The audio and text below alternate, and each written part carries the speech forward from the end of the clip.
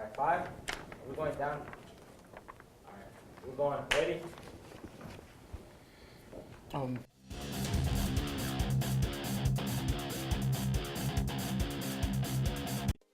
Today's show is brought to you by Squid Prints for all your club and team apparel needs. Gary Crossley Ford, experience the Crossley difference. The Maintenance Shop on the web at tmsauto.com. And State Farm, like a good neighbor, State Farm is there. Welcome to the first ever edition of the N2 Sports Talk Show. My name is Kurt Bach, alongside Ollie Hard, and we're here today to look at some of the feature athletes in the Northland and some of their accomplishments in the past year. Let's start off with Staley High School. Ollie? All right, let's talk about Staley football for a little bit. They had a good comeback season from going 6-5 in the 2013 season, transitioning to a 9-3 season. Staley lost 3 senior receivers, but that's not a huge loss because 6 of the 8 receivers they had were varsity rotators. But one receiver to look forward to is junior Gore Patia. Gore Patia is 6'1", 160 pounds, and runs a 4.5 40. Some of the defensive back on the team say he runs the best routes on the team. He's a two-sport athlete, and he's definitely going to be the quarterback's target. And speaking of the quarterback Michael Kilpatrick, 6'4", 180 pounds, and his arm is very above average for a normal quarterback. He's more of a passing quarterback, but don't get me wrong, he's not afraid to run the ball. He runs a 4.8 40, had multiple rushing touchdowns this season. He had almost 2,000 passing touchdowns with, splitting his reps up with another quarterback named Bo Baker. Now, I think Baker's a special athlete. Now, Staley had a system where they had, of course, Kilpatrick as the passing quarterback and Bo as the running quarterback, but Bo went above and beyond. He not only rushed for 400 yards, but he also threw for 1,100, and he threw 4 more touchdowns than Kilpatrick. So I think efficiency that Baker gets the edge there. And also, what I also find impressive about Baker is that he's just an all-around leader with a 4.0 while juggling 3 sports, winning all conference, all district honors for all in his sophomore, junior year. I think this kid's on his way to have a good high school athletic career. Now, on to Oak Park.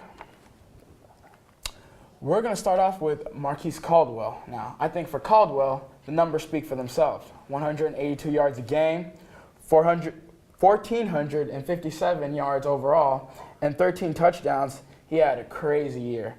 He dislocated his shoulders all throughout the year and would often tell me, like during the games, that his shoulders dislocated, but that didn't stop him from being the 4th leading rusher in the state. Coach Keaton said, who respected him a lot, they say quiet rivers run deep, and that's Marquise Caldwell. Now, another special athlete from Oak Park is Oria Baji. Oria Baji started off from her freshman year being ranked one of the top 20 volleyball players in the country. And for the past 2 years, she has led the team in kills and has never had a losing season. And it's no surprise that she'll be continuing her career in college, and she will be playing with the University of Texas. Now, on to North Kansas City. Ali. All right, North Kansas City High School went 1-9 this season, but it wasn't about bad players. It was about coaching and players' relationships. They had pretty good athletes, and 2 of their players are playing in the Mocan All-Star football game. One is Muhammad Jamal. He's a 4-year starter, and his junior season, he played both sides of the ball. He was all-conference for defensive and offensive line. He got multiple Division I and Division II offers from schools, and he's going to be attending Quincy University this fall to play football. Another one is Fasil Kasahun. 90% of North Kansas City's offensive plays was Fasil Kasahun carrying the ball. He runs a 4.57 40, so I'd understand why they give him the ball. Speed kills. He's fast. Yeah, he's a fast quarterback. And that's all about high school. Most quarterbacks can't throw that well, so they choose him as speed. But he's going to go to junior college somewhere in Kansas and hoping to play Division I football someday. Now, on to probably the most feature athlete from the past year in North Kansas City Schools athletics, Marquise Doherty from Winnetonka High School. Now, Doherty, he was heavily recruited from 12 FBS schools, including Louisville, K-State, and Oregon, but he ultimately decided to play at the University of Missouri alongside 6th-ranked pocket passing quarterback in the country, Drew Locke, out of Lee Summit. Now, Doherty, he was a crazy athlete. He ran, I believe, sub 4.4. He won first in the Nationals his freshman year in the 55-meter dash. And he's a multi-sport athlete, and he'll be continuing his sports career in college in both baseball and football. Now, he's dead set on football, but he's given baseball some consideration in terms of the MLB draft, which is coming up, and that he has spoken to specific coaches and programs about joining their team.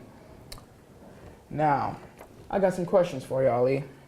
Who do you feel was the best offensive player in the past year for NKC Athletics? I'm going to go with Marquise Caldwell, just playing only 7 games, averaging almost 200 yards per game, almost 1,500 yards, 13 touchdowns, especially with the complicated wing tee offense. They say you have to have the right players or the right coaching staff to do it, and I obviously feel like Marquise Caldwell is definitely the right player for that. Yeah, he only played in 8 games. So who do you feel was the best defensive player then? I'm going to go with the outside linebacker for Staley, Monterio Wiles.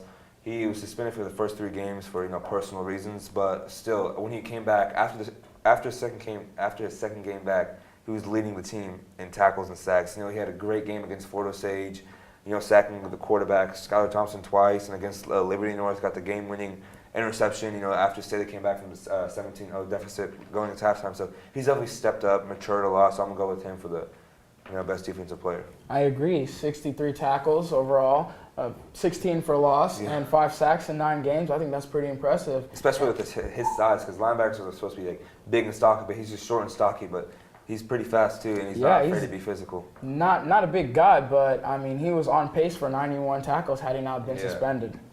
Now my final question is, what was the biggest disappointment that you took from the past year in Northland Athletics? I'm gonna go with Staley's early elimination from the playoffs. I feel like both those teams actually had great success going from the freshman year, then JV and sophomore team. So once you combine those teams, I feel like they had a tremendous potential to make it to state. They didn't. They got eliminated in the second round by Liberty North. But I feel like next year Staley has another good chance to make it to state. I see your point there. I mean, as disappointing as that may be, though, I don't think that's as disappointing as the Northman's men's basketball program this year. They finished with a 5-21 overall record, and they only won 1 district game out of 8. Now, I know the team was young and they had to deal with injuries, but I'm sure Coach Nichols expected a little more out of the Northmen. But there is always next year. Yeah. Well, that's it, everybody. Be sure to tune in next time on the N2 Sports Talk Show. My name is Kurt Bach. And I'm Ollie Hard. Signing off.